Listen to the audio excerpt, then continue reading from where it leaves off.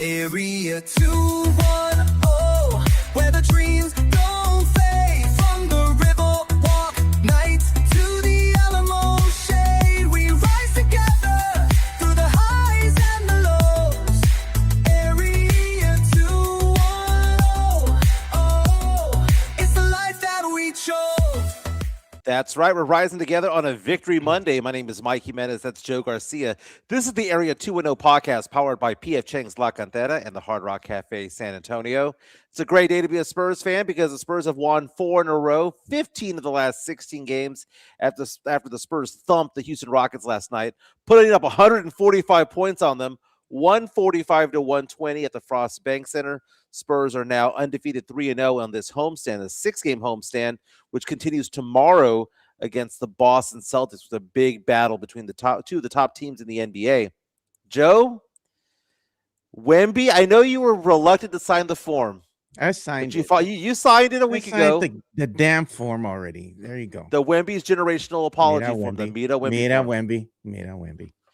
You have to admit, because we were going to do a show today, Joe. We had said we were going to take Monday off because you were going to go camping, but you got rained out. Yeah. But we were going to take Monday off anyway. And last night, around midnight, you reached out to me and said, I want to do the show. Damn, They looked good. I want to do the show. And I was like, damn straight we're going to do this show. The Spurs beating up on our I-10 rival, the Houston Rockets, 145-120.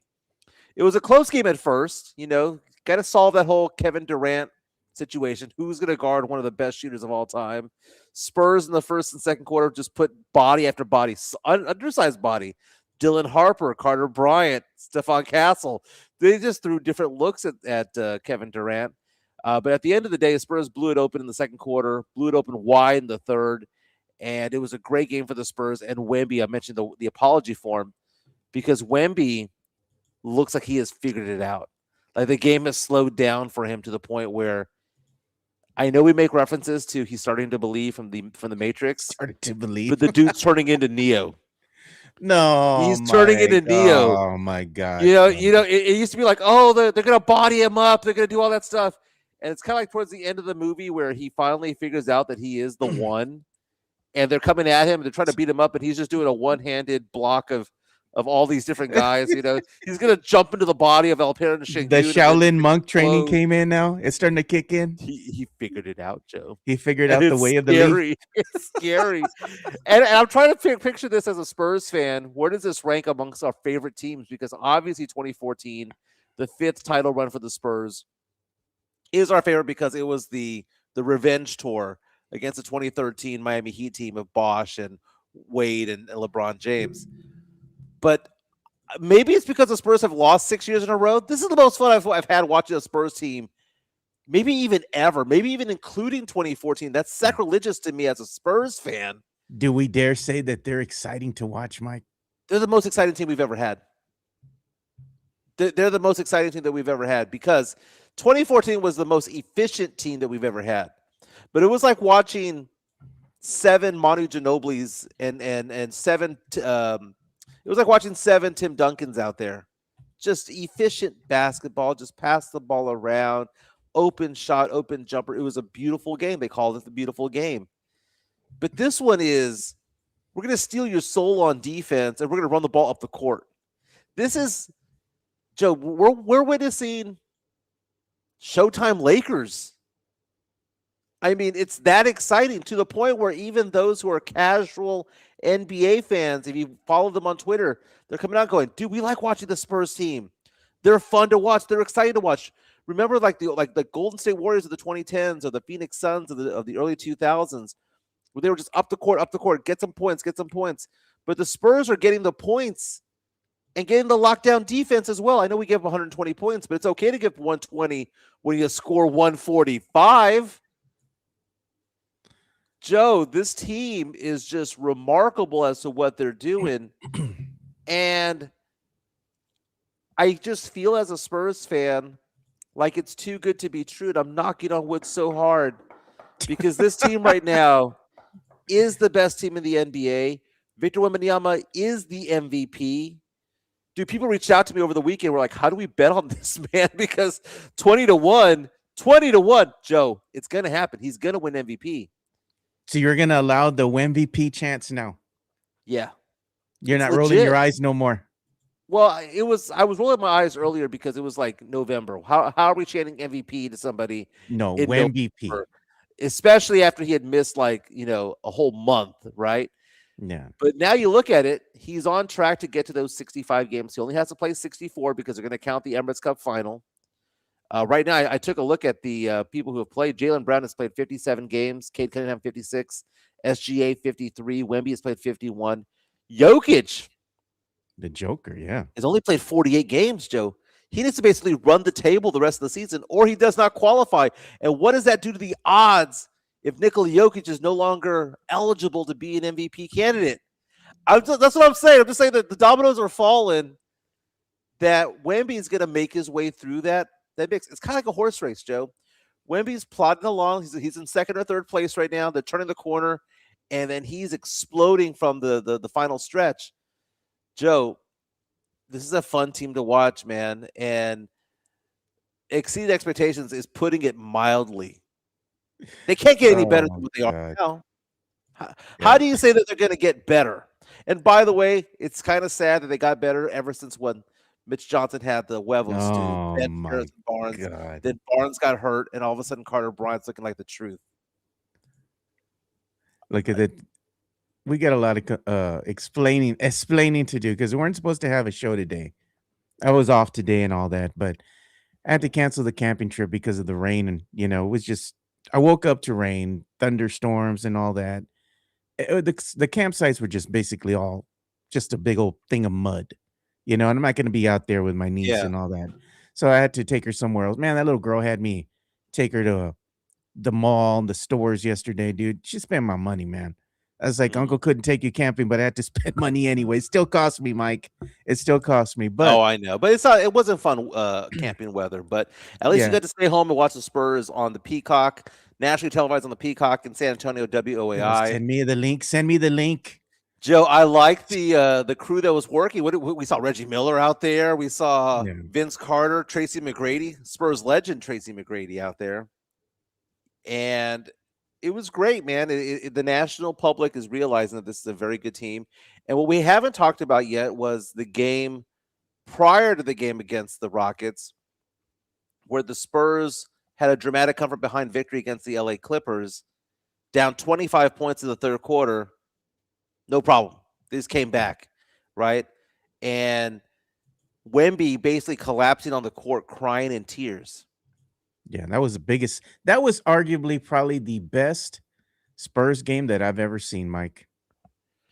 There's no quit in this team. No quit. And it's funny, and I don't blame you, Joe, because, Joe, you were very critical of the team. It was constructive criticism of the team. You were pointing things out like, hey, they're going to body him up. Well, the bodying up anymore, they're used to. Wemby's now used to being bodied up. Well, the thing with Wemby is that he's figured out how to go ahead and get bodied up, but also include his teammates, get them going, passing them the ball. I think he's starting to realize, hey, if they're going to body me and they're going to send 2 or 3 people to come up and body me, that means one of my teammates is open. Who would have figured that out? Who would have thunk that he could be the facilitator of it all? Exactly. Yeah. And he, don't get me wrong, he gets his points, he scores, he gets his rebounds, but he can be the facilitator.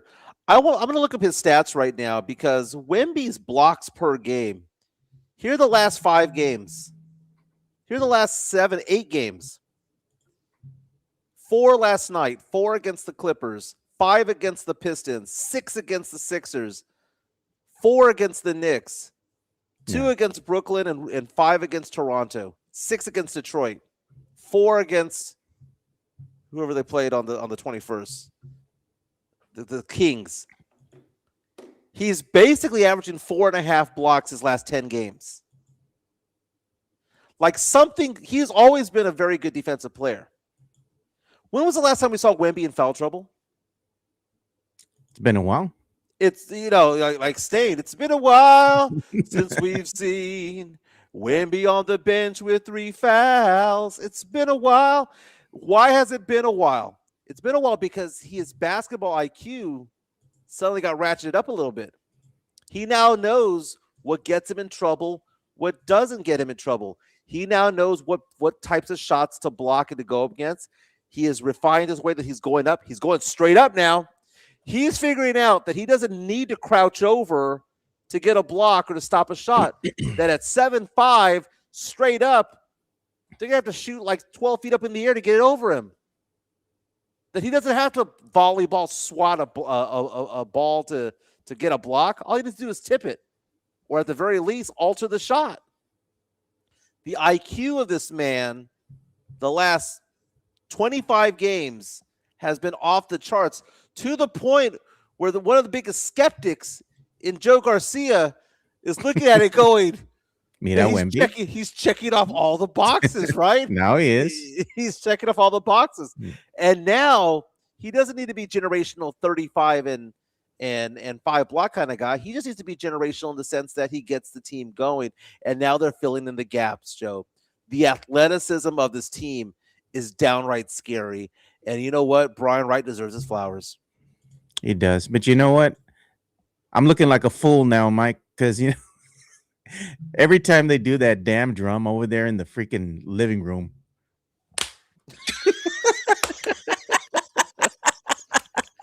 Showing my belly, doing the clap. So we have a poll. Should Joe show his belly and give the Jackals a chance? Yes, look, this is funny, dude. There's been like 28 votes in right now. 68% say yes, 32% say no. And all this started because Myra was telling me yesterday, she's like, you should give the Jackals a chance. I'm like, should I give the Jackals a chance? Because she knows I'm particular to SAFC, right? It's like, I'm an SAFC stan. And to me, they were the first supporters group here in San Antonio, not the Jackals, but they're like, you should give the Jackals a chance, you know? So it's not just her, but other people told me the same thing. We're not doing it for the Jackals. We're doing it for Wemby. Yeah, okay? You know? Because if the Spurs were 20 games under 500, the whole thing would be stupid. But when the Spurs are basically 30 games over 500, you know, it adds to the flavor of it all, is what I'm saying. And Joe, I hope people got their tickets in for Wemby for MVP, because 20-1 on Friday, 15-1 today, according to FanDuel. Yeah. What am I saying, Joe? His odds to get up. And who's ahead of him? At number 2, Nikola Jokic. Jokic probably won't even qualify. So then the NBA voters are going to have to say, do we give it to Shai Gilgeous-Alexander, the free throw merchant? God, man. Or do we give it to Wemby, who saved All-Star Weekend? Do we give it to Wemby, who, if you had 100 sports fans out there that were not Thunder fans and not Spurs fans, and you asked them the question, who do you want to go see, SGA or Wemby? 100 out of 100 would say they'd rather see Wemby. Joe, Chica and I bought 4 tickets to go watch the Spurs play in Miami March 23rd. So it's in 2 weeks, 2 weeks from today. I was afraid of buying the tickets. And you know how I oftentimes say, you know, I have to buy the tickets at the last minute. Just buy them at the last minute. Francesca was like, no, we got to get them now, because she wants to like know what she's doing, where she's going, where she's going to be sitting. Yeah. And I finally relented.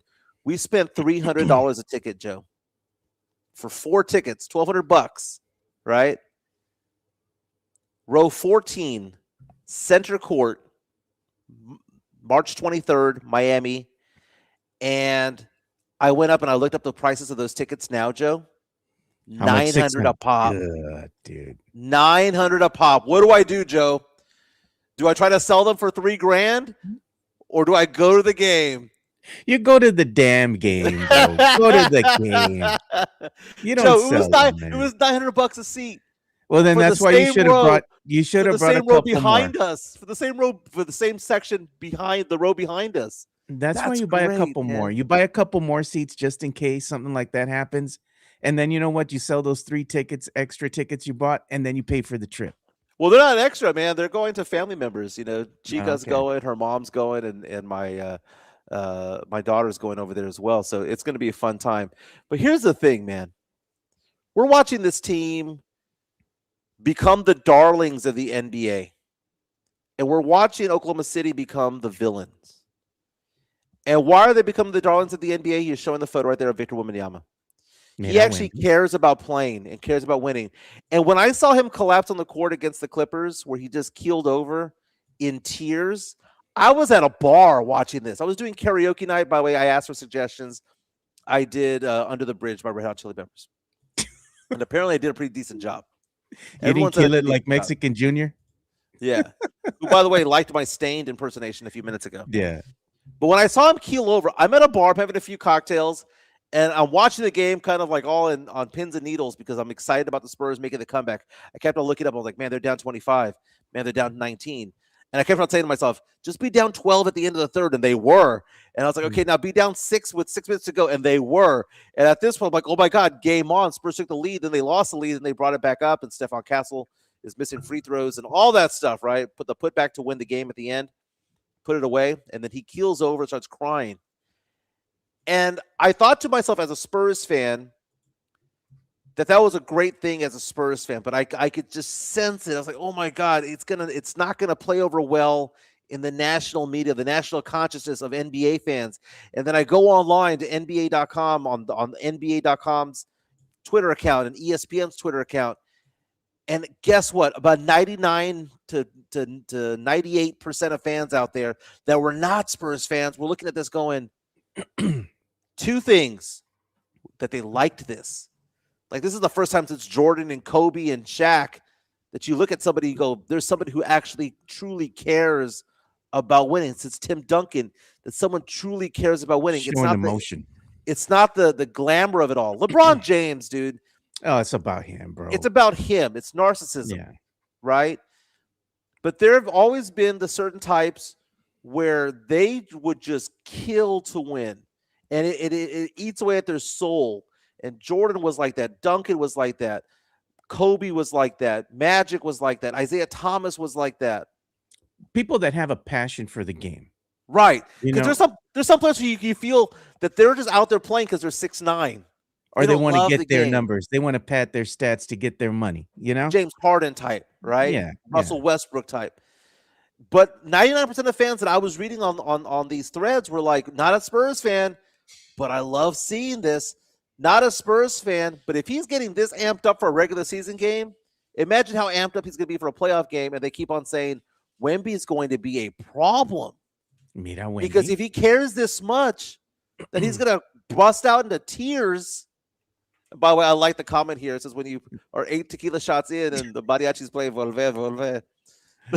This is courtesy of Tex-Mex Frank. That's a great line, Tex-Mex Frank. Our media shares. So if you all want to go ahead and share your photos, videos, links, anything you're seeing on social media with us, go ahead and send that in to 830-391-9164, and we'll show it during the context of the show here. So we appreciate everybody interacting with us and the new followers, new listeners, and people that are coming into the show for the first time. Welcome to the Area 210. Yeah, so Mexican G reaches out to us and says he played poker with some Mavs fans last night. They hate Wemby. They call him arrogant. There's going to be two fan bases that are not going to like Wemby. That's going to be Rocket fan and Maverick fan. So what I'm talking about is Clipper fan. I'm talking about Pacer fan. I'm talking about Celtic fan who are watching Wemby out there give it his all and break down in tears. Wemby said after the game against the Clippers how exhausted he was because he played 40 minutes against the Pistons, and it was a quick turnaround. I mean, I know they were home. What a great play there by Wemby on courtesy of Peacock and NBC Network. Man, generational? Yeah, it took on the entire team and won. I mean, it can't be stopped. And he has Şengün on skates the entire night. Yeah. But you see Carmelo Anthony, Vince Carter, and Tracy McGrady and Reggie Miller at the game last night, and they're shrugging their shoulders. Joe, how do you bet against a team that's won 15 out of 16? Because it doesn't feel like they're on a hot streak. It feels like they're on another level. It feels like they're playing a different ball game. And someone told me on Twitter the other day that this is like watching Wemby as an uncle play Nerf hoops against their nephews. Yeah. I mean, this is just this team is on another level. Let's say you level up, right? So if you're a fan of Dragon Ball Z, right now, dare I say, the Spurs are going Super Saiyan 1. right? Against that first fight against Frieza, where Goku leveled up. So they're going Super Saiyan 1 right now, dude. Like they're leveling up and they're showing the league they're on a different level. And you like to see it. The only thing, though, that I was critical of the Spurs at this point in time, because we can't no longer say what, Mike? They're a young team. So is Oklahoma City, and they won Right. a chip. Oh, they don't have enough experience. Really can't say that now because they do have veterans on the team that already have experience in the playoffs. One of the players on the team has already won a chip with the Boston Celtics and Luke Cornett. So you can't say that either.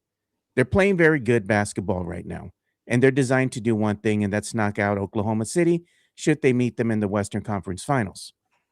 The only thing that I think can be the Spurs' Achilles heel is how well that they adjust to adversity, because that's what's going to happen in the playoffs.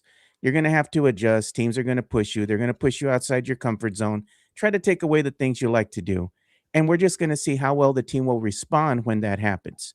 Other than that, I mean, you're just going to enjoy the ride just like I am. It's been 6 years since the Spurs have been into the playoffs, right? Since they got into a playoff game here at home. It's something to enjoy. Like I've always told everybody, you got to enjoy the ride. Yes, the team, disappointed a little bit in the beginning of the season, but enjoy the ride now for what it is. Yeah, we can be critical of the team. Yeah, there's little things that they need to work on, but other than that, we're just enjoying the game. Look at them play. Look at the 25-point come from behind win against the Clippers, arguably one of the best Spurs games that I've ever seen. Nobody would have thought that team would have come back from 25 points down. In the past, Mike, that would have been game over, dude. Everybody leaving, walking to the Right. exits, going to the cars. I'm out of here, turning the TV off. Spurs fans continue to watch, continue to stay in the arena, and were witness to one of the best performances in Spurs history. Enjoy the ride. I like how you Yeah. phrase that, Joe. Enjoy it. Spurs now 21-0 on the season when shooting 40% or better from three. They shoot 40% from three, they're not going to lose. They're unbeatable. They did it against the Clippers. They did it again last night against the Rockets, and guess what happened? Another stat to look at, Joe. Spurs are now 26-5 when Dylan Harper scores double digits. Yeah. That's like a 840 winning percentage. 26-5. Dylan Harper scores 10 points. Harper had himself a game again last night. And I know this team is young, but as you mentioned, Oklahoma City is young as well. But these young guys play so well together that it's a well-oiled machine. And it's we talk about Brian Wright needs to have his flowers, get his flowers. So does Mitch Johnson. Where's the Mitch Johnson hate gone recently? I don't see it. I don't hear it anymore. The Mitch haters have all left the building because there's nothing that they can point to right now because what has he done? Well, before Harrison Barnes got hurt, he's missed the last 4 games. Before he's got hurt, guess what? He was already benched. Mitch Johnson had the stones to tell an NBA veteran who's an NBA champion at that to go ride the pine for a little while. And Mitch Johnson is doing the right timeouts at the right time. When he doesn't like a play, Joe, he has that Popovich trigger. Now, I'm not talking about Popovich of 2019, 2021. I'm talking about the Popovich of 2003 where he was like, get pissed off after one play, go, no. We're not gonna allow that, right? Get your head out of your butt. Stop doing what you're doing. Even if it's one play into a possession. We saw that against the Clippers, third quarter. First play, did not like it, called timeout. 17 seconds into the quarter, he was already calling timeout. And that is good coaching, Joe. It is good coaching. And he understands. He understands. It's kind of like he figured out the Rubik's Cube. Which pieces of the puzzle work together? Now, obviously, when Wemby's playing, all pieces of the puzzle work well. Look at this comment. Look at this comment that came in, Mike. Yeah. On PD. Remember episodes ago when you mentioned the team needed to kick it to another gear. Well, tag team reference. Whoop, there it is. Shaka-laka, shaka-laka, shaka-laka, shaka. Dude, how many teams have 8 players that average double figures in points? Last night, Wemby, 29 points, 9 of 13 shooting, 2 of 5 from 3. Champagne getting us the 11 that we need. We just need to knock down 2 or 3 3-pointers for the game. We're going to be fine. We had Fox with 20 points on 9 of 15 shooting. Vassell with a really off day last night, but he wasn't needed. Castle, 23 points on 7 of 13. Keldon Johnson, 20 points on 8 of 13 shooting. Dylan Harper, 26 minutes played, 19 points, 6 assists. Looking good out there. Spurs for the team only had 7 turnovers. That's damn good. That is remarkable. Joe, the Spurs had 6 blocks, 7 turnovers, 6 blocks. Almost had as many blocks as turnovers. That's Did you amazing. see that one block that Wemby had? It was on the highlight reel, man. I'm looking for it right now. And they showed Wemby, and he's blocking, and he doesn't even have to leave his feet, dude. Like Oh, I he's just know. on his He did it twice tiptoes, this weekend. dude. He did it twice Like this weekend. that's amazing, dude. And look at this shot, beating the buzzer. Boom, money. Mm-hmm. You know, I mean, it's amazing, Mike, just to see what this team has been able to do out there. This is the block right here. He didn't even have to leave his feet. and go show that again. Show that again. We're talking about how he's not getting into foul trouble. Back in the Look at day, that. he would That's have clean. jumped at it. He would have jumped at it and would have Yeah. gotten a foul. And now he He's learning. realizes don't need to jump half the time. That's a clean block, man. And look at the Joker even had some like good things to say about, Wemby. He was saying basically that, he's changing basketball. He's a rim protector and he's shooting threes. He's unique. And he says, the Joker says, I'm glad I'll probably retire before Wemby holds the entire league in a chokehold. So that's pretty cool, man, that Wemby's getting like the attention that he deserves and the Spurs are being talked about. Because let's be honest, Mike, last year, the national media wasn't really talking about him. Oh, they still need a lot of pieces. They still are years away from contention and all that. And now, not so much. Everybody's like, hey, look at this team. Mira los Spurs, And you look at the standings right there, Joe. We talk about how they're a year or two away, right? That's been the conventional wisdom of it Yeah. all, as you said. But there's nothing to say that the Spurs are going to be as healthy as they are today. So you have to say that they have to make a run at the finals. They have to make a run because they're not promised tomorrow. Joe Burrow may never make it to the Super Bowl ever again.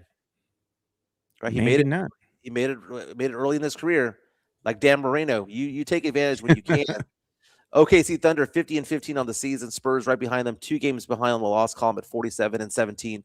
Look at that, Joe. Now a 7-game lead over Minnesota for that 3 spot right there. They ain't catching us, dude. Nobody's catching 2 and us. 3 now. Spurs are going to No. be the 1 or the 2 seed. Jeff Garcia from Lockdown Spurs and Ken's 5 pointed out that the Spurs have already clinched a play-in berth. Yeah. The graphic that he used showed that it was a playoff berth. It's not true, because in theory, that Phoenix Suns team could win out and go 55-27. Spurs have 47 wins. You take 55 minus 47. The magic number is 8.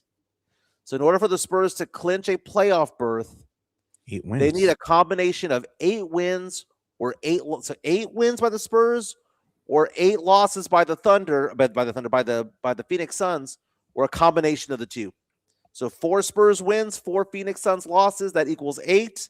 Spurs guarantee themselves a top 6 spot and actually make the playoffs for the first time since 2019. And hosting it here at home. Right. You know, That would that's guarantee important. that would guarantee them at least a 6th spot in Yeah. there. But you look at the Spurs right now, that T-Wolves team, a little bit feisty. That's a scary team that the Spurs don't want to see. in I'd the rather play the playoffs. Rockets. Yeah, I'd rather play the Rockets. I don't want to see. There's teams that the Spurs just don't match up well against, and I think the Timberwolves are one of them. Because And so Anthony are the Edwards could Knicks. go off. But Yeah, then, man. But then again, we haven't played. They haven't played the Spurs with this incarnation of the team when This it is has true. having Carter Bryant out there instead of Harrison Barnes. By the way, we always talk about the Spurs need an enforcer. Yeah, Okay, and I'll say it like that one rapper from the '90s, enforcer, a licky boom boom down. That has to be Informer. Will That was Cornett now. Informer. That I was know. Enforcer. So Mac, you're just doing karaoke today, bro. I think you're just trying to show off, Mike. Luke Cornett is turning into a little bit of a thug, and I like it. we saw it earlier last week when he got fouled against it was against the Pistons where he got fouled and he was like, heck with that. Then he does a flagrant on the other end.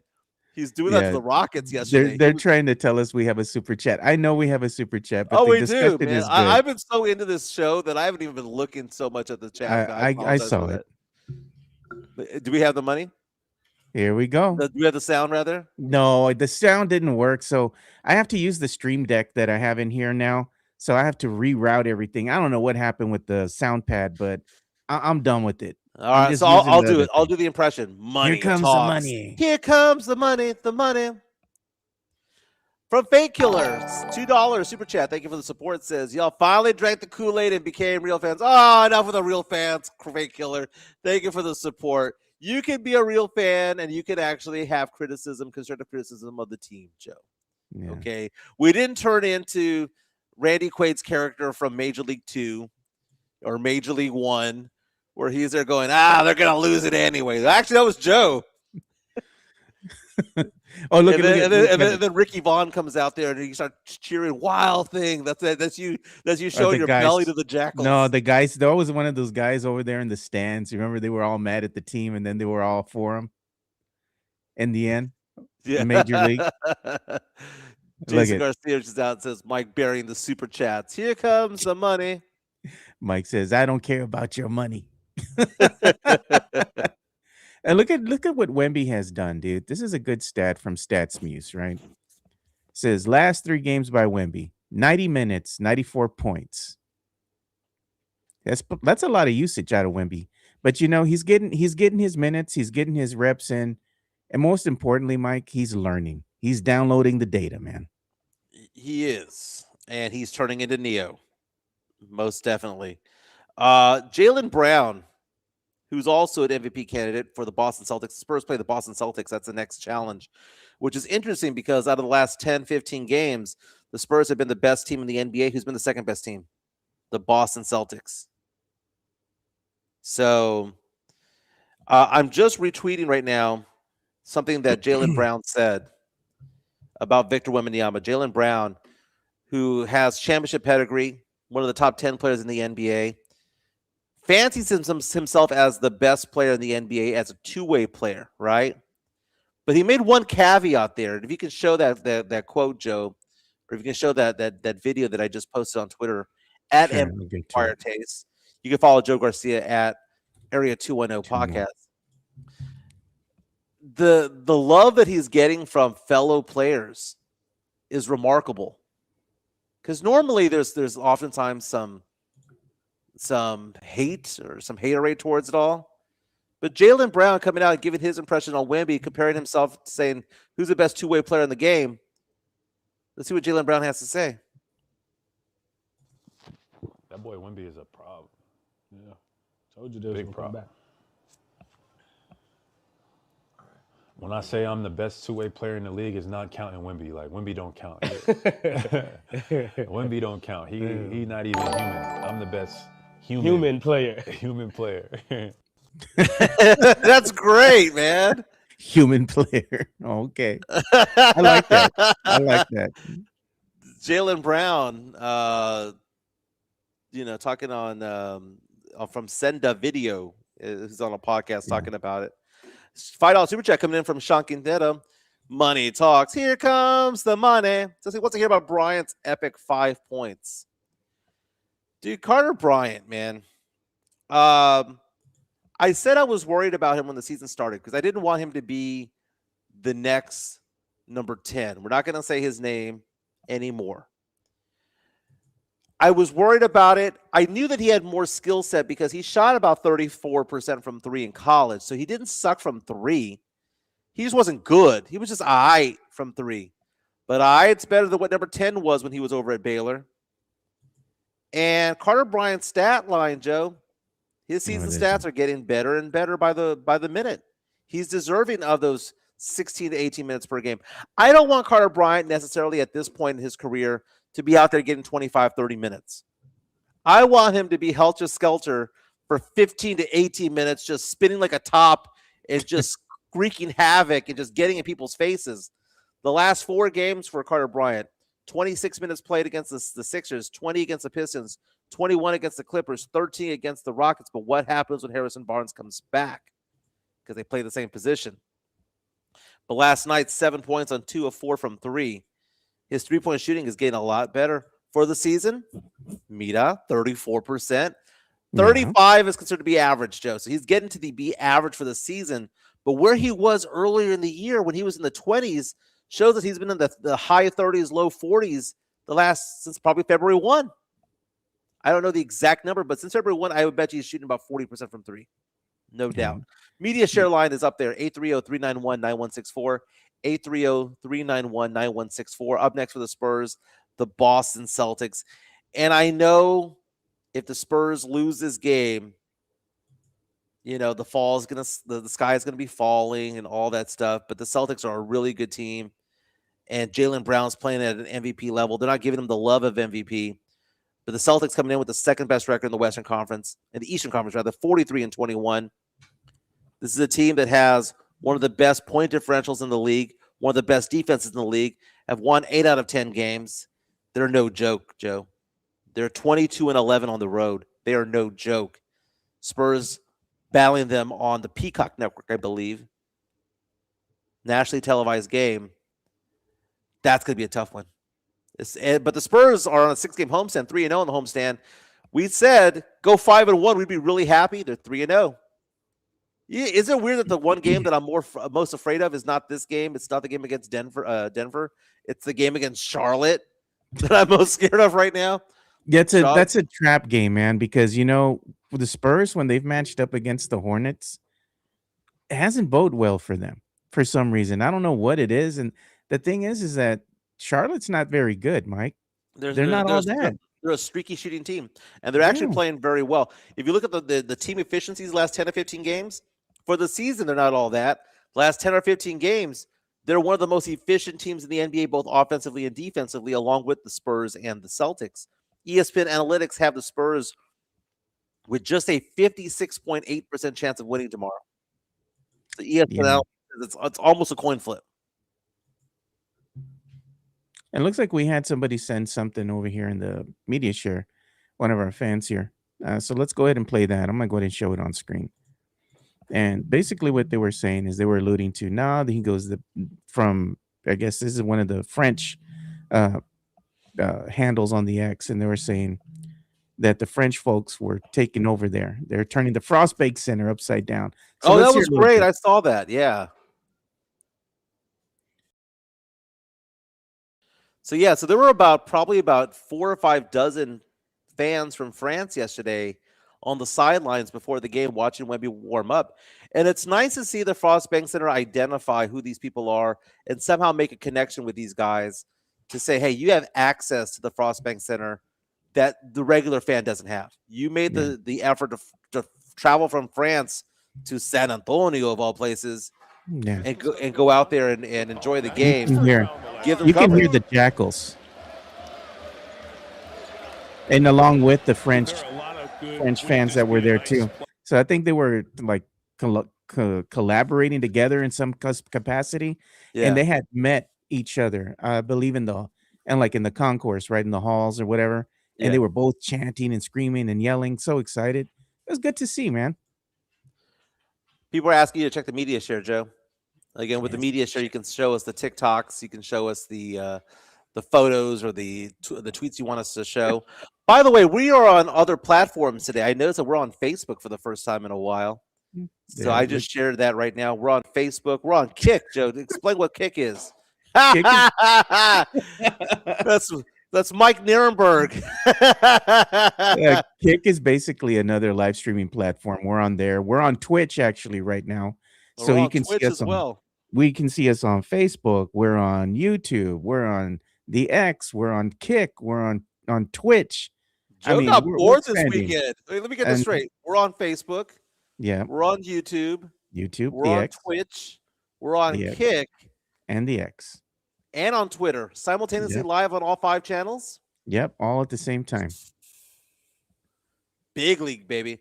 But I like thank you so much. That gives me the goals of what I need to do to work out. Chica and I just joined a gym that doesn't open until March 18th. It's a God. brand new gym here in Conroe, so we're all excited because it's gonna be a brand new facility and all that stuff. But it's been like one of those things where they've been saying that they're going to have this opening date at some point, and it's been since like November that we've been waiting for this place.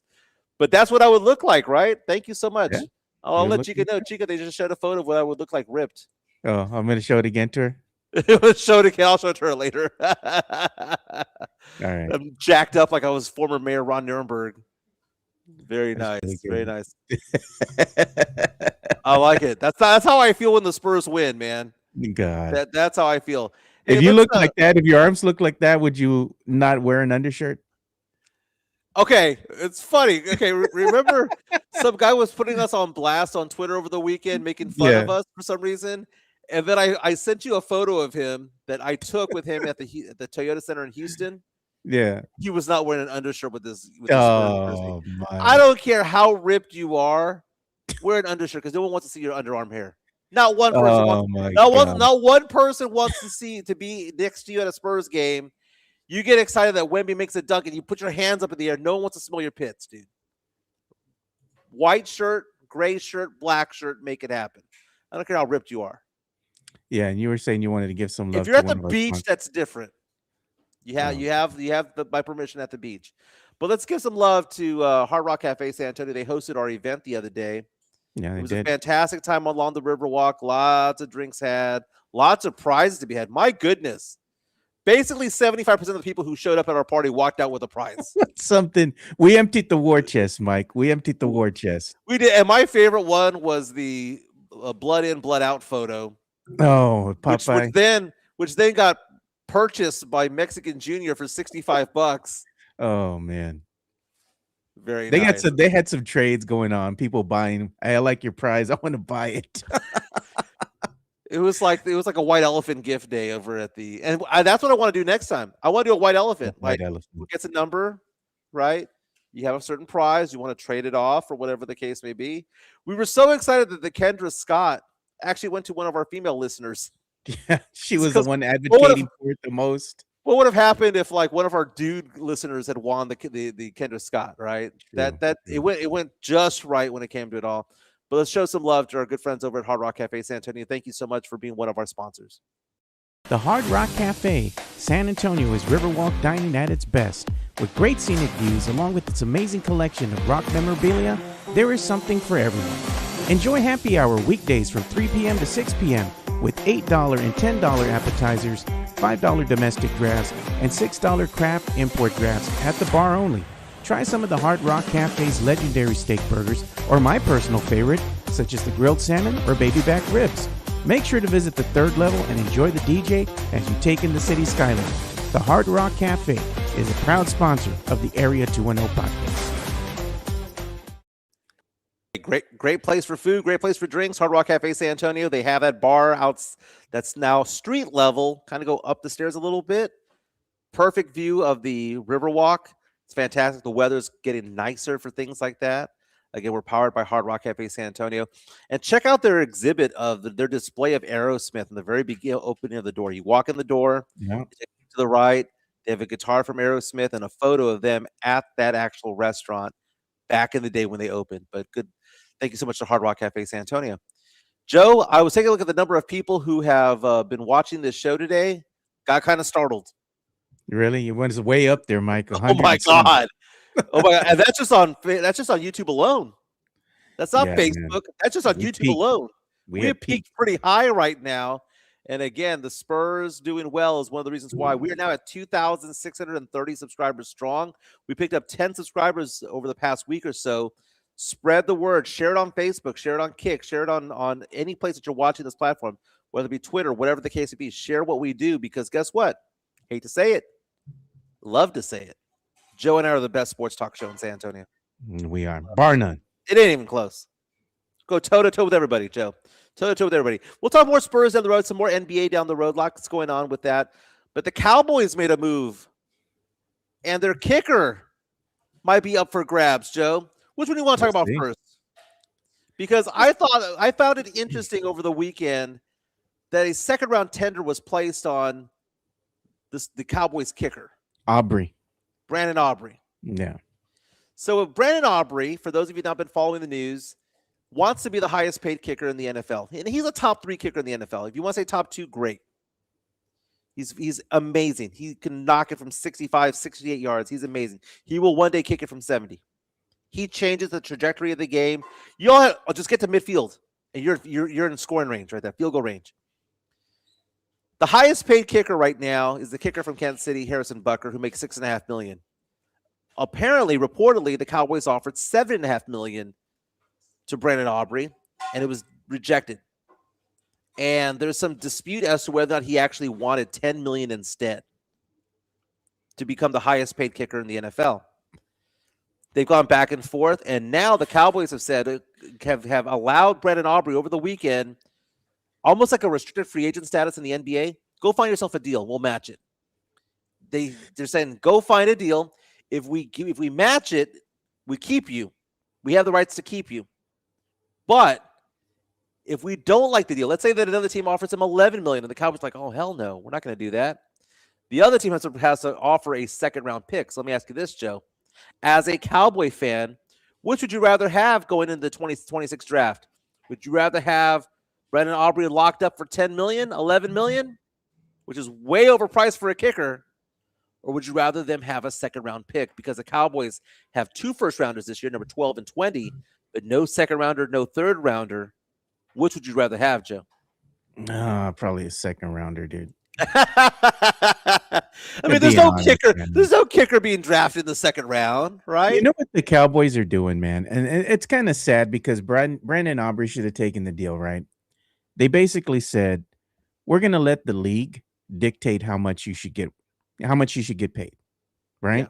So if he doesn't get anywhere near the 11 or 10 million that he's wanting, and maybe they give him an offer that's even less than what the Cowboys had went ahead and actually offered him, at that point, he would be losing money.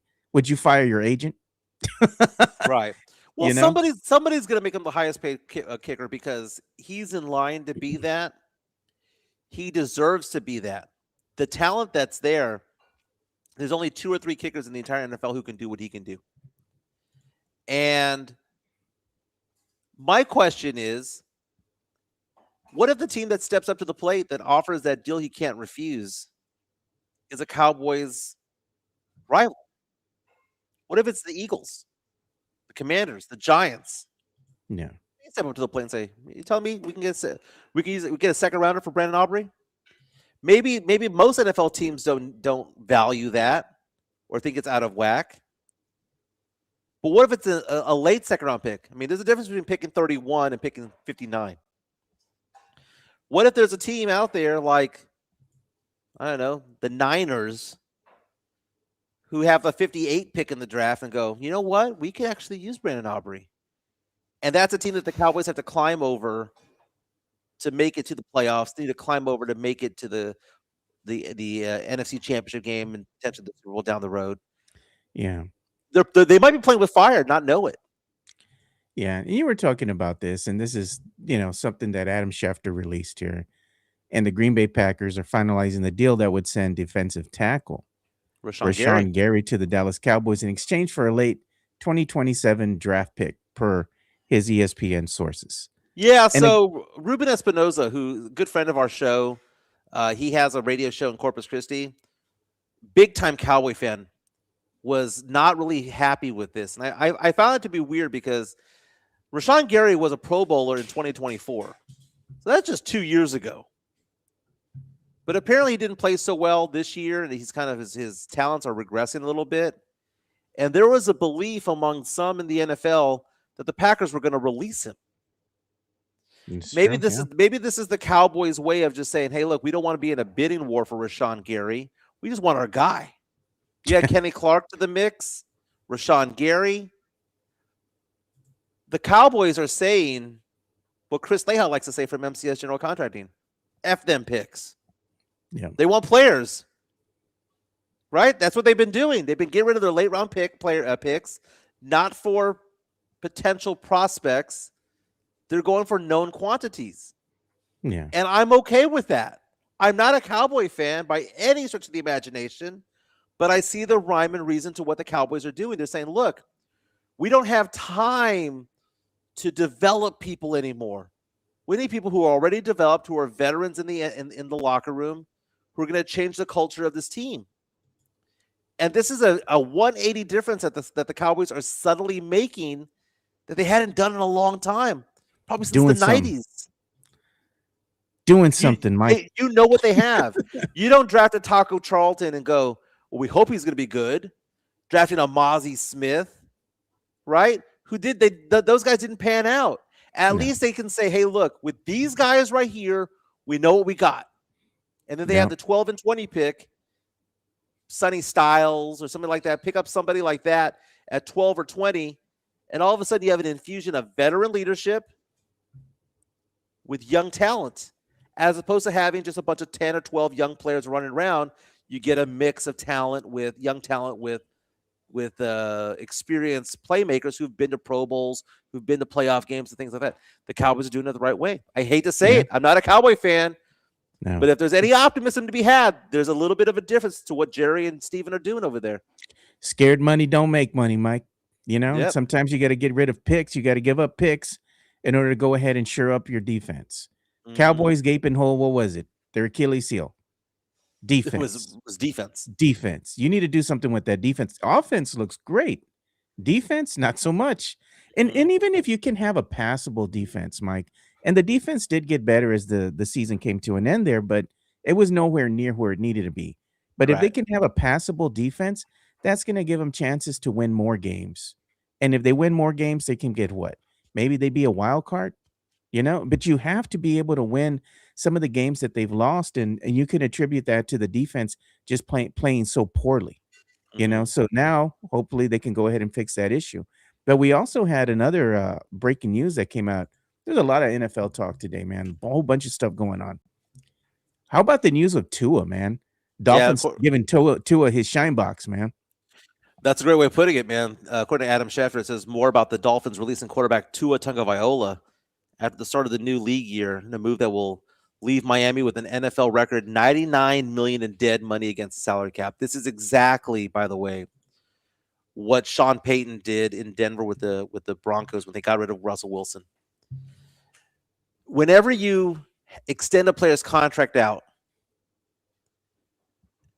you still owe them the money. Yeah. Whenever you hear a deal get restructured to save money for the cap, the Saints did that this week, right? They restructured Alvin Kamara's contract to save $8 million against the cap. It's great and all, but if you want to get rid of Alvin Kamara down the road, you can't because of dead cap space. $99 million in dead cap space means they lopped off basically 40% of their cap for 1 year to get rid of this guy. And what's Tua's name now? Like Sam Salinas says, gone. So that's a ballsy way of hitting a hard reset button on your team. But the Broncos show that it's possible to assume all that dead cap space and just say, hey, look, we'd rather have this dead cap space and suck for 1 year and get a good draft pick because we suck that year than to what? Prolong the inevitable. Just break up already. Right? That's just basically what they're saying. They broke up with Russell Wilson. They're like, we don't want him anymore. We don't want him for 4 more years or 3 more years. And they're saying Tua's not our long-term solution. I'm not going to say that it's that former UT quarterback out there that's going to be the long-term solution out there. But what it's saying is that they have the stones to say, we're going to hit the hard reset button and we're going to move on with our lives in 2027. We're going to suck this year, but we're going to move on with our lives. And it's going to be a better day, a brighter day in the future, and we'll build through the draft or we'll build through free agency. It's a tough pill to swallow for an NFL franchise fan base to tell the people in the 305 there in Miami, hey, look, man, we're not going to be any good this year. We're waving the white flag on this season, but we're doing that so that we'll be better in the future. And we have a listener saying, why is it Wemby and not Wemby? You know why? Because if Wemby craps the bed in the playoffs, I get to rescind the apology form and tear it up. I think he's asking the question, the spelling of the word Mira. Yeah, because I've seen it in both ways, by the way. I've seen it M-I-R-A, M-A-R-D-A. And Mira. Yeah. We Yeah. say admira here on the show, though, but I'm just playing around with you guys. I signed Mhm. the form. It's there. You see the ink or the Sharpie marker, should I say? And we Great do have comment. some. Great comment, by the way, from Joy-Con Drift King. Joy-Con coming out saying, Dak said, I don't do rings. Oh, I saw that. What did they talk Yes. about that? So Dak Prescott got waived over God, the man. weekend. He was shown the shine box by his girlfriend, Sarah Jane Ramos, Well, he 1 showed month her the before shine their box. wedding. Huh? He showed her the I shine don't box. know. TMZ Sports is making it sound like she broke up with him. Yeah, Chica's over here saying that, yeah, in fact, according to all the reports, she dumped him. But here's the thing. It's so funny that the article goes on to say that they broke up because of an argument that ensued after a bachelor and bachelorette party. And I love how my wife pointed out the fact that he's having a bachelor party and she's having a bachelorette party after they've already had 2 kids together. And they have a 2-year-old and a 10-month-old, and he's having a bachelor party. What bachelor life was he living right there? What's going on over here? I don't know, man. But you know, You showed his shine box, Joe. I honestly don't think that he showed her the shine box. I think she showed him the shine box. the rumor goes, Mike, is that she didn't want to sign the prenup, and he says, "Nah, man." But you know what? The running joke was, they're like, Dak's never gonna get a ring. Yeah, Dak's never gonna get a ring. It's just nothing. Not a Super Bowl win, not a wedding ring. He didn't even graduate college. He didn't even have a college ring. He'll never get a ring. But I mean, you have kids with this girl, so it's like, what happened and how did it sour so fast?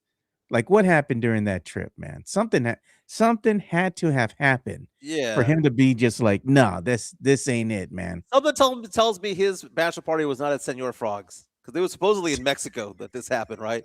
It wasn't at Senor Frogs. Senor Frogs, bro. Nobody knows what that is unless you go to Florida, bro. They don't know. No, they have that in Cancun, dude, in Cozumel, man. Oh, hey, Senor Frogs low key is pretty good, man. Because if you go to Orlando, I like going to Senor Frogs, man. I like me some Senor Frogs. Mario Cavazos reached out to us in our chat, powered by PFX La Cantera, saying Dak was wanting to go to that Magic City for them wings. Damn wings. I cannot believe the Atlanta Hawks are still going forward with their Magic City night. I bet you Chica would celebrating not go. No, Chica would never go. She would not go. Celebrating a union between the Atlanta Hawks basketball franchise with their quote unquote iconic strip club down the street in Magic City. You couldn't take her to that game. She'd be like, absolutely not, Michael. No, she's We're not going to wear going." the Magic City apparel that they're giving No, out. bro. Not only do they have that collaboration, they're giving out merch. Hear me, huh? Wear this Magic City shirt. God, how are they doing that, man? Look at Chris Carrasco, what he says. Best Best audible. Kill. That's what he said, man. Kill. Get her out of Omaha. here. She didn't want to sign a prenup. They have 2 kids together. What prenup are you talking about? God. He got And his bank, man. we got He didn't knock her up just once, knocked her up twice. And they didn't get married before or during the kids. we have some video, or should I say photos coming in through the media share. They're Yeah. making fun of me because I said I was one of those guys heckling the team. You remember Major League number 1? Yeah, you're like Randy Quaid. Yeah. That's funny. And then they had one of you too, Miguelito. So I'm going to put it on here. This is from Will Van Beckham. He sent this too in the media share. And this is you showing your belly with the jackals.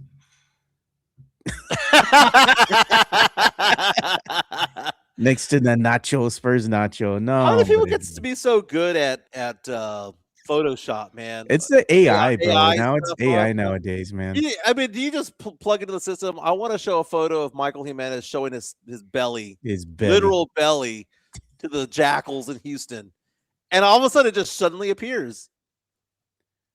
The sad thing is that photo there of that belly is more accurate than the jacked photo of me looking like Ron Nuremberg with those arms. Jeez, man. Let me go ahead and see what the El latest Ron poll 72 numbers says Jimenez looking slimmer today. Well, first of all, I'm wearing black. God, man. And what am I down, Chica, this year? 12 pounds, 13 pounds this year? 13 pounds this year. 25 last 2 years, Joe. 25. You know, I'm looking at the latest poll, right? And I said in there, should I give the Jackals a chance? And we have 66 votes now, and 77% say yes, I should give them a chance, You and should, Joe. 23% say no. And you know, the Jackals were wanting that smoke over the weekend, dude, because they came out and they were like, is it still stupid? You know, referencing what you had said a while back, you know? Ole, ole, ole, stupid. Yeah, as controversial as that was, man, and you know, when Jeff Garcia threw us under the bus with that, it ended up Yeah. becoming an inflection point of our podcast because in a weird way, it worked out in our favor that all happened. You know, Yeah. because there was so much hatred towards us in our podcast when we did that, and we're not over here planning what we're gonna do or say or whatever the case may be. Yeah. But at the same time, I think the Jackals got legitimized by us in a weird way. You're like, I made you infamous. It made people love the Jackals more because we gave them crap. Yeah. And we do get By the way, the Spurs record when that whole ole stupid happened, yeah. and I showed my belly to the Jackals. They were 30 and 14. They're now 47 and 17. So since I showed my belly to the Jackals, the Spurs are 17 and 3. Dare I say, we're the reason why the Jackals became popular. Dare I say, Spurs got hot when I made amends with them. And I said, I'm sorry. Yeah. I'm just saying the numbers never lie, Joe. Is what I'm saying. God, the numbers never lie. We got an incoming super chat from the Drew Show. Thank you, Drew, for the Very $5 super chat. We're gonna say, here comes the money, because the soundbite is missing right now. Yeah. And look what he says. Says, damn, the 2-0 needs a vegetable revolution. Nothing wrong with vegetarian tacos, nachos, etc. It says GD health crisis in the bear. Okay, first of all, bean and cheese nachos, like how vegetarian, because I'm down with that. Okay, I don't need to have the picadillo on top. I don't need to have the beef fajita on top. I'm fine with that. If I can have sour cream and guacamole, still vegetarian to me, if I'm not mistaken, right? Right. So I'm fine with that. I'm not saying that I am, eating 100% healthier, but a lot better than before. That's for sure. That's exactly it, Chica, right there. I don't eat fast food anymore. I eat the occasional Chick-fil-A because I need to have the Lord's chicken in my belly. But that's basically it. I can't remember the last time we went to Whataburger. It's been I don't think I've been to Whataburger this year. I don't go to McDonald's. If I go to McDonald's, I'm getting my Big McMuffin. That McDonald's is gross, bro. Joe, No. Chica and I were driving down to San Antonio, and I had McDonald's a few months ago. Jacked you up.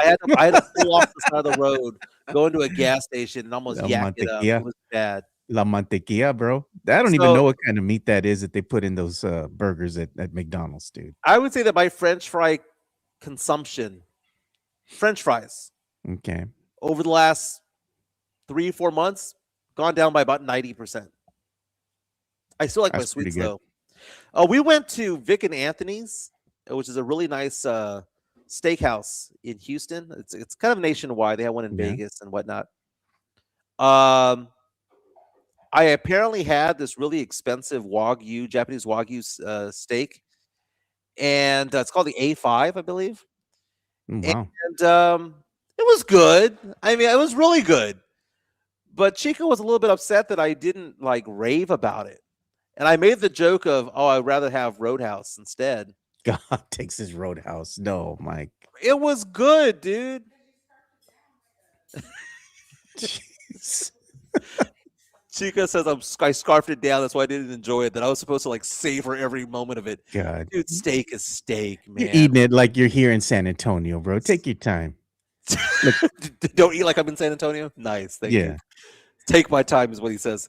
Steak is steak, dude. Like wine is wine, dude. There's no difference between $30 wine and $3,000 wine. There's You no that difference. girl from that Deuce Bigelow, Mel Gigolo. Did someone say steak?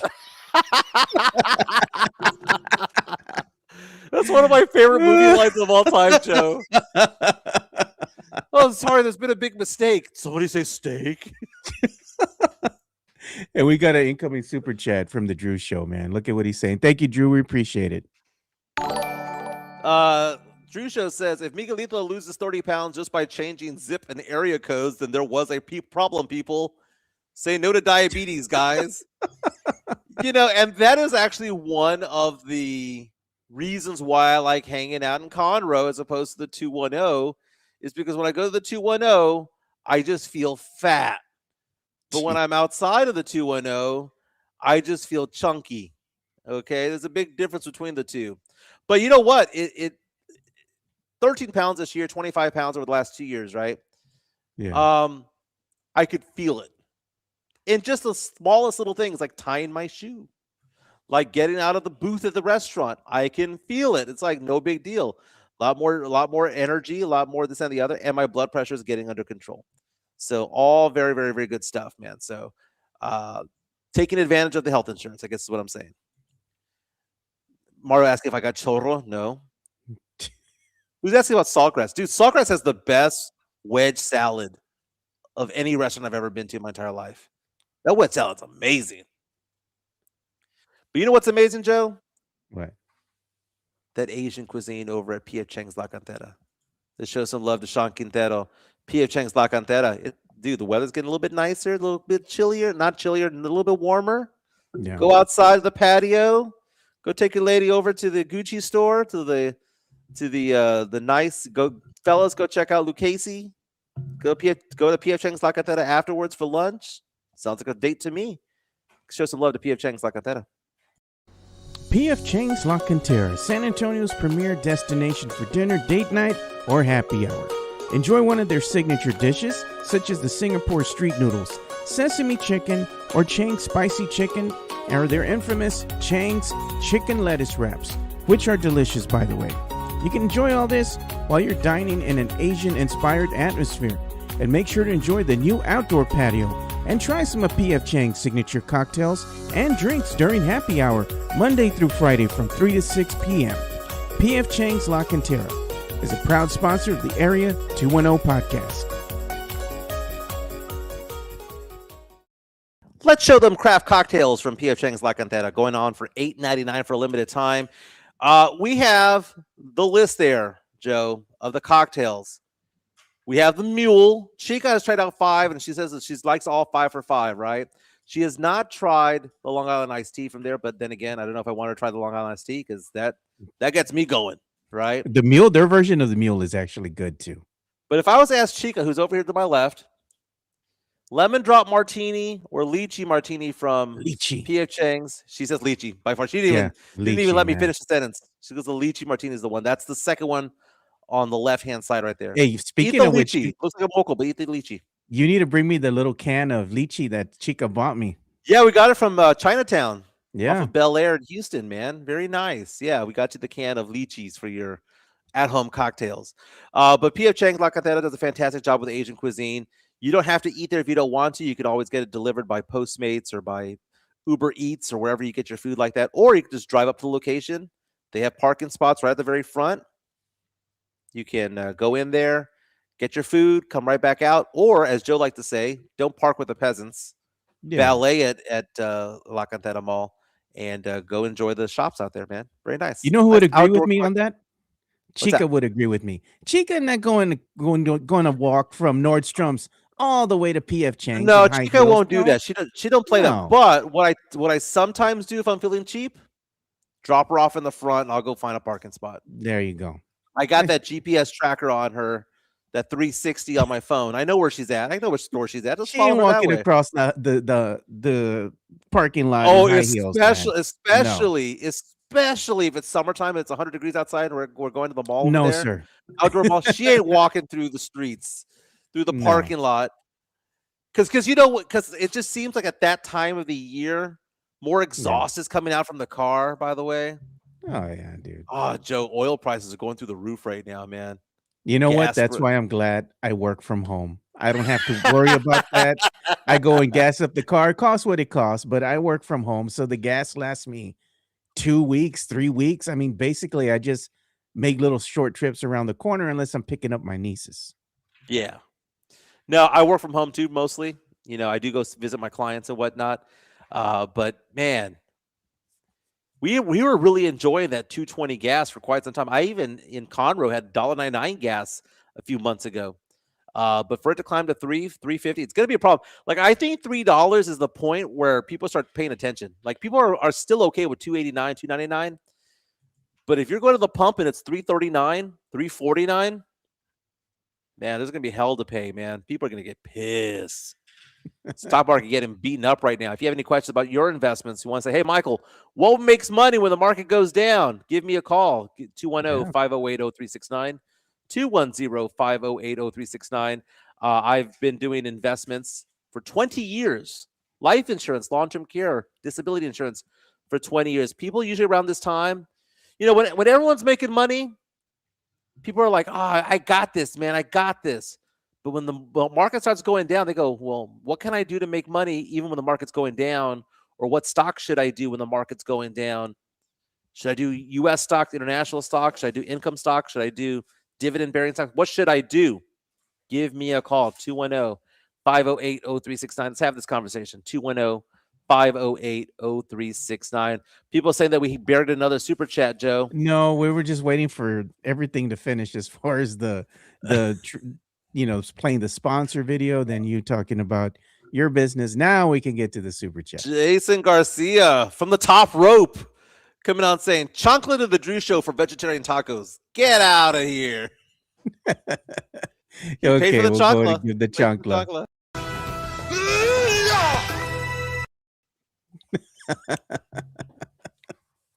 You get the chancla. I'm glad to have Drew back, by the way, because Yeah. we've had our tense moments with the Drew Show, but he is the official bank and credit union of the Area 210 podcast. It is what it is, man. But you know what? His content, and I will say this, he's been on a very good streak of recommendations and comments recently. So Yes. he like the Spurs are on fire, dare I say, throbbing with those comments. Yeah. Spurs are taking on the looking good. Celtics tomorrow night, 7:00 tip-off on Peacock Network. I'm enjoying the Peacock Network, by the way, and Amazon Prime. Screw ESPN. Amazon Prime and Peacock Network are doing a fantastic job. And Yeah, I they don't are. have to listen to Jacob Toby and Sean Elliott talk about food. Doesn't it look so much better though when you have like a bigger network that has more expensive cameras than the FanDuel? And I'm like, also, good when night and when day, you dude. have better talent out there doing the show. Yeah, I remember back in the day, was it Rachel Nichols that used to do the show back in the Yeah. day? She was good, and now they have Maria Taylor doing it. Maria Taylor with Vince Carter and who else was it out there? It was Reggie Miller, Vince Carter, Carmelo Anthony, and Tracy McGrady. It was a great lineup, man. They do a fantastic job out there. I'm tired of Doris Burke. I'm tired of Shaq and Kenny Smith and Charles Barkley. I like the new blood. I like seeing Steve Nash out there, Blake Griffin, Dirk Nowitzki. That's what makes basketball exciting is you actually have younger names out there, not these old heads out there just talking crap about the game. Did you hear what Bill Simmons was saying No, what happened? about the Spurs?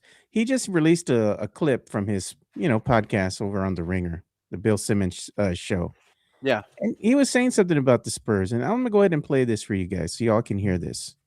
Let me go ahead and get the audio. And again, this is courtesy of The Ringer.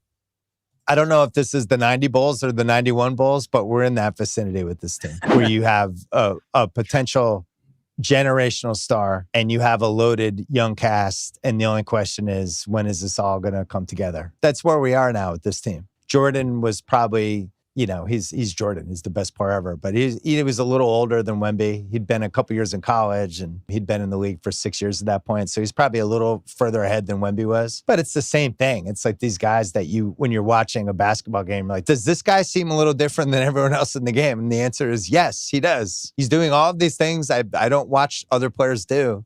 Combined with the identity they have. Christmas was when I said they can win the championship. And nothing has changed. In fact, it's just gotten clear to me. See, so here's just a little excerpt, right? Because we're not going to play the whole thing because it does go on for a bit. But they're saying nice things about the Spurs right now and talking No, about Wemby, you know? and I think that where they're going with is they're trying to say that the logic that you had talking about the Spurs the past few months, where you need to have those bad moments, you need to climb the mountaintop, and it's not an elevator to the top; it's a climb up a mountain. And they mentioned Michael Jordan in 1990. It took him 7 seasons to win an NBA championship, right? Because they had to go through the Celtics.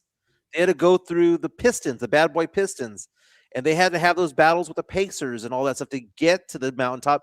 So before Jordan won his 6 rings in 8 years, he had 7 seasons behind him where he didn't win anything. But you look at other stars like Tim Duncan won a ring in his 2nd year. Magic Johnson won in his 1st year. Kobe in his 4th year.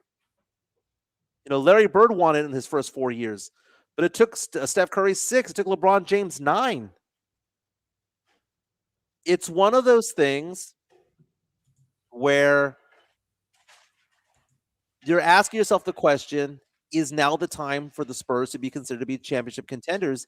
And every metric of the game is saying yes. And it's going against what's conventional wisdom about the NBA.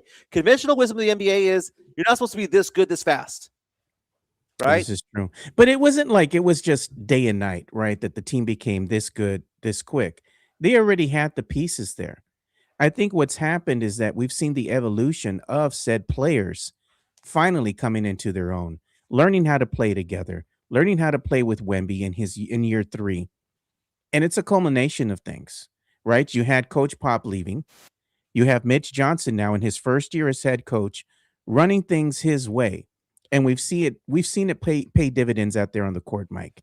We went from the old way of doing things into more of a modern day era, right, of basketball for the San Antonio Spurs. And I think that's probably been the best thing that could have ever happened to them, right? You even said it. I mean, we love Coach Pop, but moving away from Coach Pop and letting Mitch Johnson run things, how has the team looked? Completely different. Right. They wouldn't be this good if Pop was still No, out there on the court, absolutely on the not. bench. When the Spurs are playing this well, it seems too good to be true. And You're gonna pinch yourself. the conventional wisdom of just beat up Wemby. They can't be more violent than they are with him right now. Right, Joe? I mean, he's maxed out as to what he can do. If he is healthy out there, knock on wood, if he is healthy, the Spurs are going to be a problem. And the idea of, well, the game slows down. No, it doesn't. Not necessarily. Running teams still run. Yeah, I think what it is now, Mike, is that all the teams are going to focus on Wemby, right? They focus on Wemby and they're like, we don't really think that the Spurs team is that good. We're going to focus on Wemby and stop him, the head of the snake, and the team's just going to fold. Not so much anymore. It's like, okay, you stop Wemby and you're going to body Wemby. How are you going to stop Vassell? How are you going to stop Fox? How are you going to stop Carter Bryant? Yeah. How are you going to stop, Harper, Castle? There's a lot of other people that can go off. Champagne from 3, Mike. I coined the phrase last week, Spurs are whack-a-mole. Spurs whack-a-mole. the defending teams are trying to hit the whack-a-mole, right? Oh, I got this player down. Here comes Carter Bryant doing well. Hit Carter Bryant. Here comes Dylan Harper. Hit Dylan Harper. Here comes Luke Cornett. You hit Luke Cornett. Here comes Vassell. You hit Vassell. Here comes Champagne. You hit Champagne. Here comes Castle. The Spurs have so many scorers on the team that one's bound to go off. And when they all play poorly like they did against the Clippers, guess what? They can just have one strong quarter like they did in the 4th quarter. Things turn back around. Drew Show with a super chat coming in, $2. Here comes the money. Here comes the money. He says, you can't see me. My name is now Wemby Cena. My time is now. You're like from John Cena back in the John day. Cena, Thanks, yeah. Drew. Appreciate it. By the way, Drew Show, you would enjoy this. Chica just served me my lunch. So here it is. Here's my lunch. We have a grilled chicken breast diced up, some cheese cubes, some almonds and cashews, and grapes. Pretty good. That's healthy. Can't do this in the 210, man. As Tony Ronaldo says in our chat, he needs to move to Conroe to lose some weight. Different zip code. Different zip code, different area code, baby. Hey, but the dividends are paying off for you, right? Because you told Chica that to work less, right? So she doesn't work as much because you're gonna go out, then you're gonna earn the money. And what happened? She's taking better care of you. And what happened, Mike? You started losing weight. I know. What I figure is that Chica looked at me and said, "Man, this is a good man. I got to get him to lose 30 pounds, and he'd be my dream guy." That's what she was saying the entire time, man. She's Taking care of a brother. she's thinning me out. She's melting me down. She goes, "I like it thick." Phrasing. Where's the Capri Sun, Mike? They're asking, where's your Capri Sun? They're asking, where's my Capri Sun?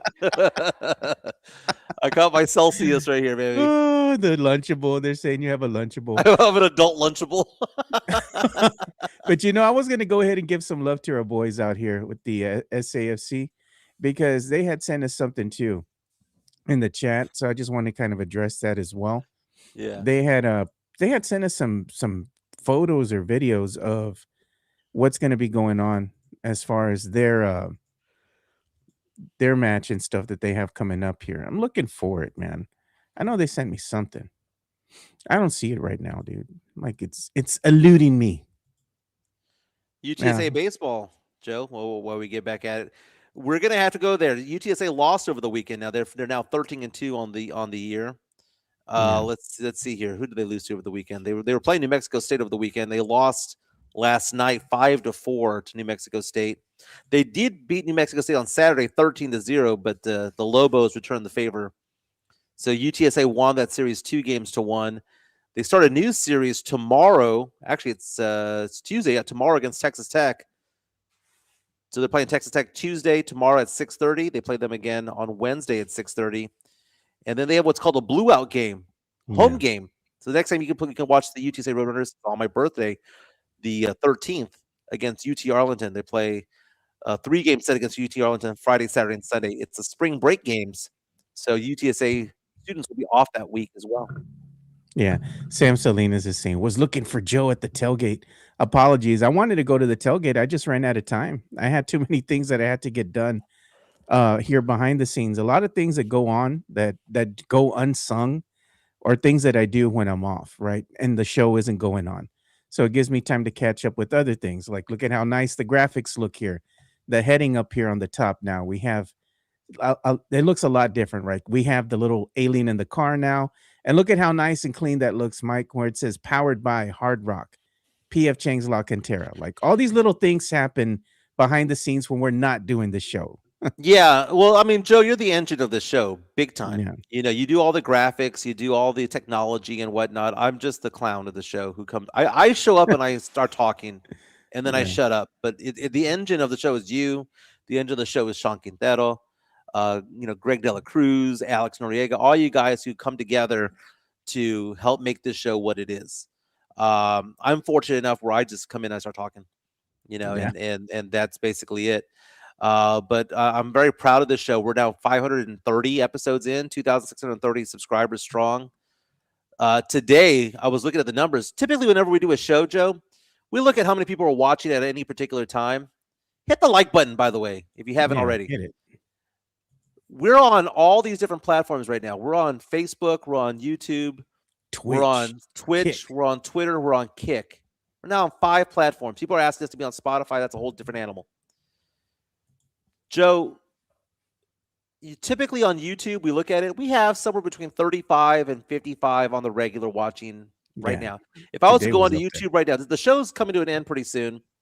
But if I was to go on there right now, it says that right now 43 people are watching, which is kind of like a runway rate that we have right now towards the end of the show.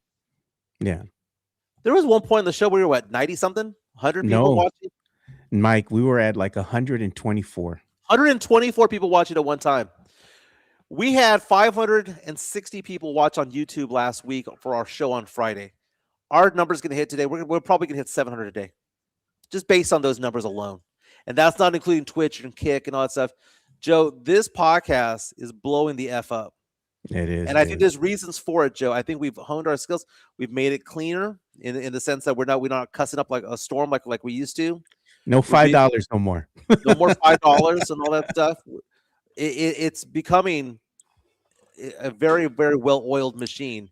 As the Polished. Spurs have gotten better, we've gotten better. Yeah, I found the picture too that I wanted to share. This is from the SAFC supporters group, and they're doing great things out there. Season's just started for SAFC, and look at man, they're just having a great time out there. It's good to see them still there doing their thing and just supporting the team they love so much. It's a beautiful thing when you see this, when you see something like this happening.